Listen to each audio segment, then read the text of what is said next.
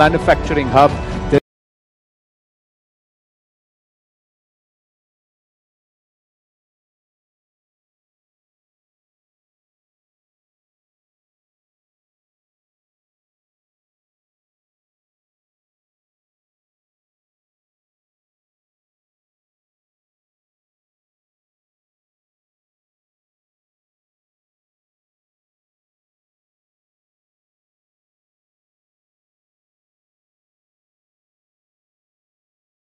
It's been, and I promise you it's going to get even more interesting.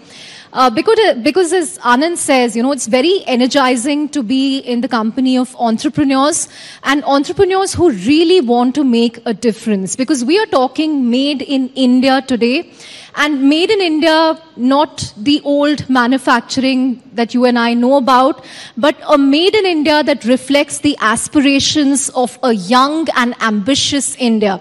We're talking electric vehicles, we're talking smartwatches, we're talking rockets. Without further ado, I'd love to introduce my panelists. Please welcome on stage Aman Gupta, the co-founder and CMO of Boat, a very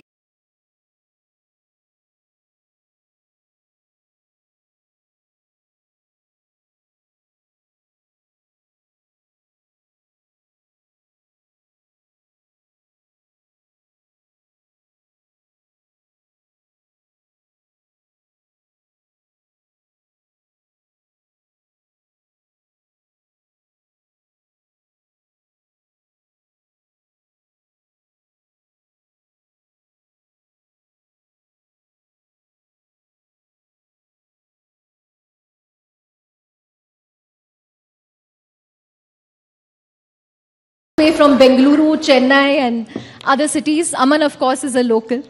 Aman, thank you so much for joining us. Thank you, Tarun. Thank you, everyone. You know, as I said, this is made in India, which is very exciting because we are talking about products that we couldn't have envisioned even a decade ago. Because today, when you see people wearing headphones, they're wearing a Boat or they're wearing some other Indian brand. It's not just about Sony or JBL anymore. So, Aman, take us about, you know, through your own made in India journey. Or like you say on Shark Tank, hum bhi bana lenge. That's my line. I was supposed to use it today. Say it for us. So, you know, I would say that, you know, a few years back when we started 5 years back, there were no Indian brands as such in our space. And Indian brands were not, you know, they were looked down upon, I would say. You know, we were all, I would say, we felt great using Firangi brands.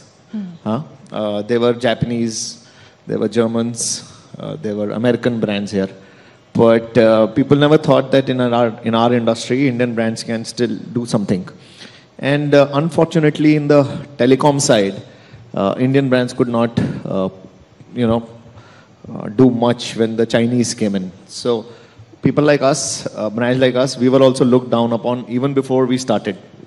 You know, I always say our death story was written before we were born. Indian brands can't do shit, right? And you know, it was tough. We believed in ourselves. We believed in the changing Indian consumer, and we made a brand which was born in India, right? Then a few years back, you know, we all know how COVID made us all realize that we cannot be dependent on, you know, a few countries for our products. And we all, not only us in electronics, all of us started, you know, Made in India started becoming a very flagship scheme of the government.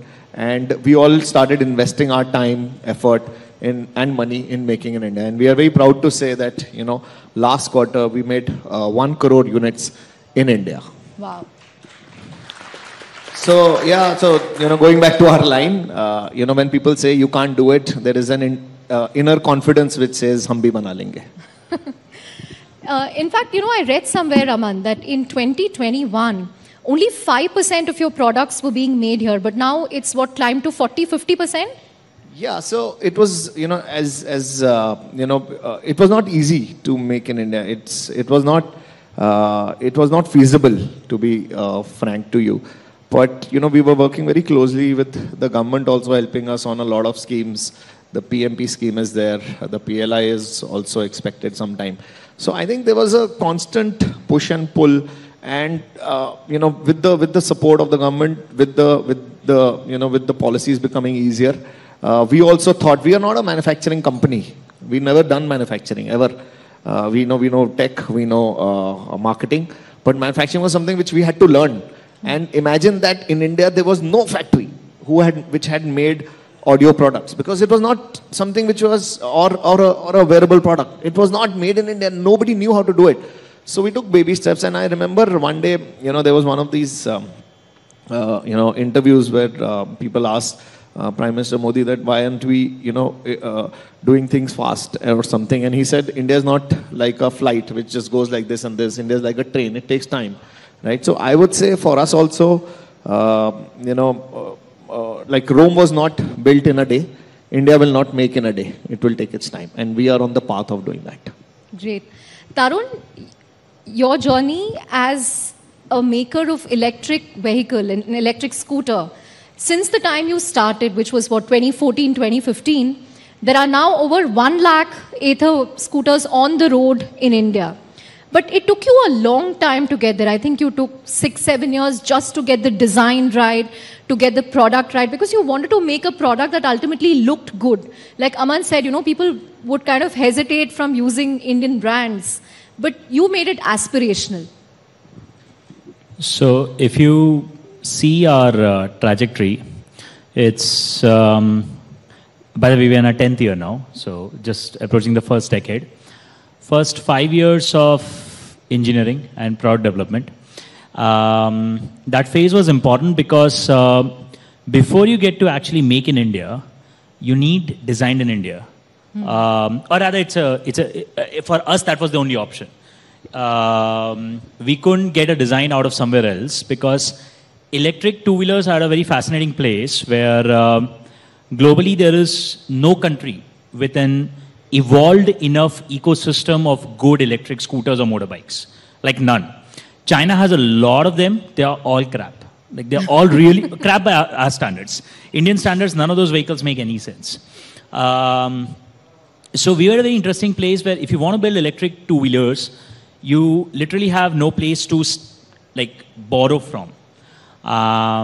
So we had to build the platforms from scratch. We had to do all the engineering from scratch. I remember when we hired this testing lead from one of the legacy auto OEMs. He's like, we have no test protocols that work for an electric vehicle. And our team started writing the first protocols, to my knowledge, for scooters in India, electric scooters in India. And they had to write 2,000 of them. Like we conduct 2,000 tests per vehicle every time we move them to production. So 2,000 tests per vehicle.